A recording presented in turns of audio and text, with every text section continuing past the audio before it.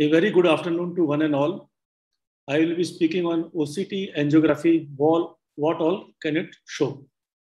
So we all know that FFA ICG is the gold standard to visualize the retinal vasculature, but it's an invasive procedure and you cannot do it in all patients, and it has some well-documented side effects. It takes time and it's a two-dimensional. So vascular segmentation is not possible. In OCTA, it's a dye-less procedure. It is very quick, it's repeatable, and you get segmentation of the vasculature that is possible. So basically, these are the 4 slabs that you get in OCTA: superficial capillary plexus, deep capillary plexus, outer retina, and the choroid capillary.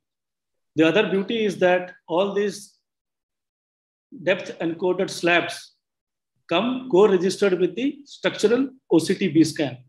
So this is the only machine which gives you the structural OCT B-scans also, along with the information about the vasculature also. So basically now we'll look at a few sort of where it is useful. So here you can see there's a NVD, it's a case of PDR, and you can see in the periphery, there's a exuberant vascular proliferation. The small caliber vessels are profusely growing in the periphery. So this is given a term as exuberant vascular proliferation. And with treatment, you can see there are only a few mature vessels are seen. This exuberant growth is not visible. So this could be very useful in deciding retreatment. So when to do more laser, when to give anti-VEGF, it could be useful. And sometimes if the fundus is tessellated in between the laser scar, picking up the NVE can be difficult. So there the OCTA can be very useful. So you'll have to scan the entire area, but definitely it will pick up the new vessels. The other thing is the OCTA in DME. So we know that it is useful to look at the perfusion status of the macula. And the other uses could be that we need to concentrate on the superficial capillary plexus at the DCP. So the SCP affection will cause more amount of drill, and the DCP more relates to the FAZ. And anti-VEGF non-responders have significantly lower vascular flow density and larger FAZ in DCP. So it has a prognostic value also. And the baseline DCP perfusion is associated with long-term visual outcomes. So studies have shown that. So we need to concentrate more on that. And similarly, the microaneurysms, if they are more in the DCP, these patients also may not respond very well. So this is an important correlation. So this yellow line that you see is the outer plexiform layer.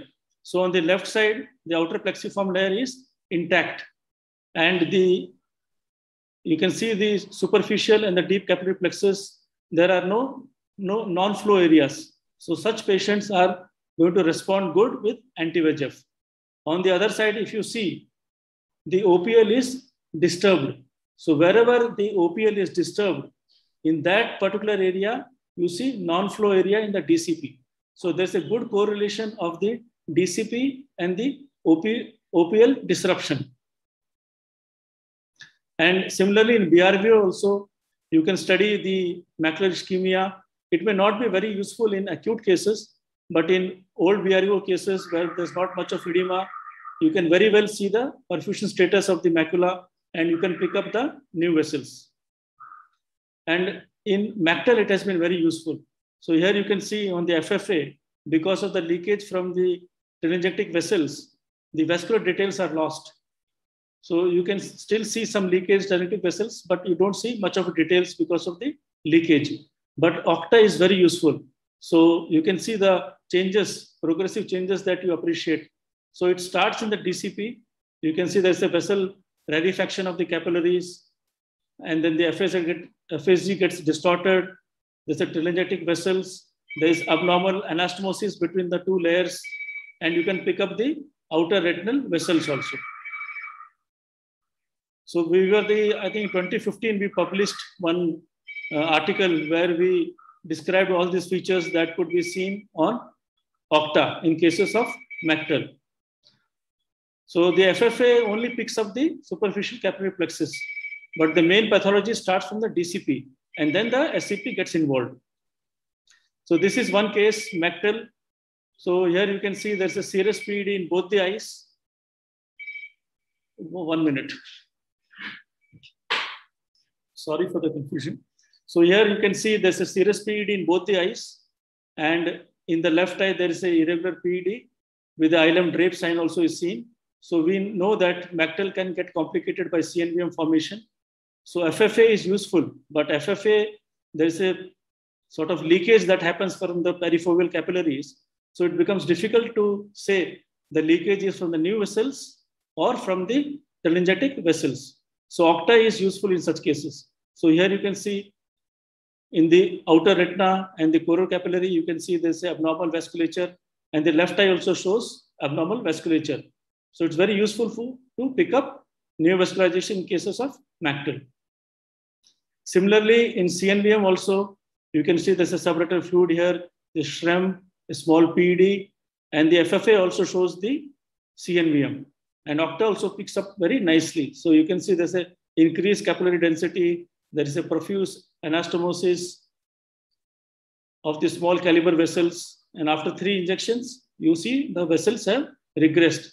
This large feeder vessel is seen. Mature vessels are not going to go away, but it helps in the follow-up. And this then you have to correlate to the structural OCT. Based on that, you can decide whether the CNVM is active or not. Similarly, now we'll talk of the need for manual segmentation. So if the CNVM is of type 2, then most of the time automated segmentation is good enough. But if the CNVM is located deeper, that is sub-RP or in the pigment epithelium detachment, you may have to do manual segmentation.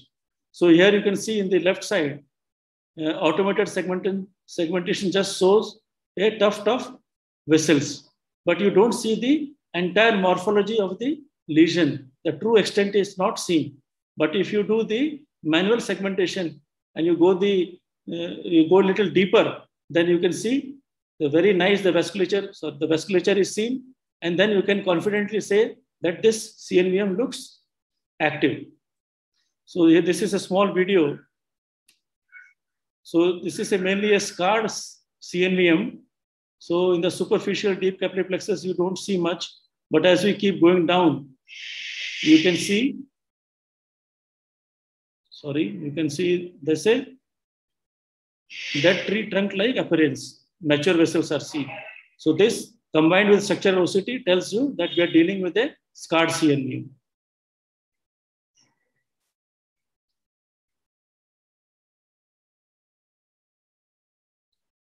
Okay, and Octa is also very useful in PCV. In PCV, there's an abnormal growth of vessels below the RP, and at the end, you can get polyps. So ICG is very important for diagnosing PCV. Here you can see there's a BVN, and you can see the polyps very well.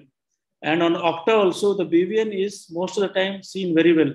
You can pick the BVN in a better way, but the polyps sometimes may not be seen because that the polyps could be small also, or the blood flow could be less in the polyps.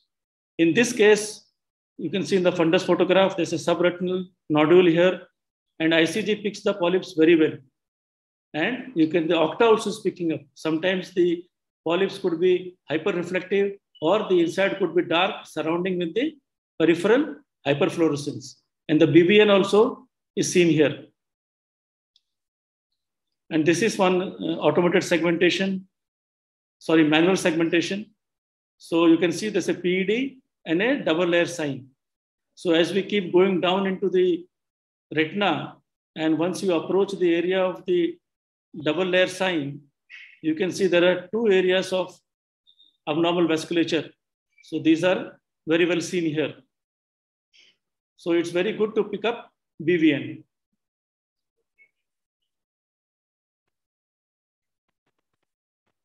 And now we'll look at the role of Octa in myopic CNVM. So we know that patients with myopic CNVM don't have much of fluid. The exudation is less. OCT sometimes could be very subtle changes could be appreciated. So most of the time the diagnosis is based on the FFA, but it's an invasive procedure. Every time doing it is difficult. And when to stop, that also becomes difficult if we have to repeat FFA at each and every visit. Octa is very useful in such cases. So here you can see how nicely the membrane is seen. And you can see here, post-injection, the membrane has sort of resolved, regressed, the vasculature has come down, and the OCT also shows improvement in the edema. And this patient had recurrence. So you can see that again, the membrane has come back along with the structural OCT changes. So it's very useful in Octa. The only thing is you should get good images. If you can get good images, it is very good to pick up myopic CNVMs. And this is another case. Yeah, I'll just finish. Yeah, chronic CSCR. You can see there's a irregular PED. Mahesh, we have enough time, so you can go around, sir. It's not a problem. Okay, this is an irregular PED that you can see, and this is a brush pattern that Sir had alluded earlier. You can see there's a Pachy vessel, thickened choroid, and if you do the FFA, you just see some sort of hyperfluorescence, but you're not sure what you're dealing with. But if you do the Octa, you can see there's a nice vasculature that is seen in the choroid capillary and the outer retina. And this patient needed anti-VEGF injections, and there was improvement. You can see the change on the pattern. So there are more mature vessels, but still some vascularization is still present there. So any elderly patient around 40s, 50 with a chronic CSR, with an irregular shallow PED, you should always get Octa done. And it is very good to pick up this neovasculopathy. This is known as pachychoroid neovasculopathy.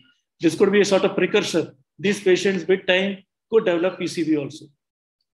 And this is very interesting case. This is hypertensive choroidopathy. So we know that the choroid vasculature is not sort of auto-regulated. So any steep or very severe rise in BP can cause choroidal insufficiency. So here you can see in the left eye, you can see non-flow areas.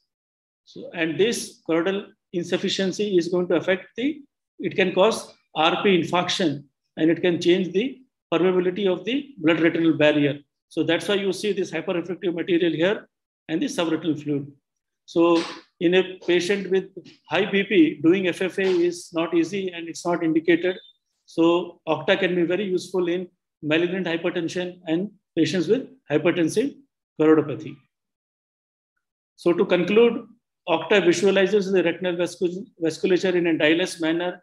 It is very useful in picking up CNVM in myopia and Mactal. It has helped in understanding the pathophysiology of Mactal and need to utilize automated segmentation more in cases of neovascular AMD. Especially, we are dealing with the CNVM is below the RP, type 1. And DCP learning curve in interpreting images is steep. So you need to spend some time with the machine. You have to sit there. Then only you can utilize the full utility and the value of Octa. Thanks a lot for your patient hearing.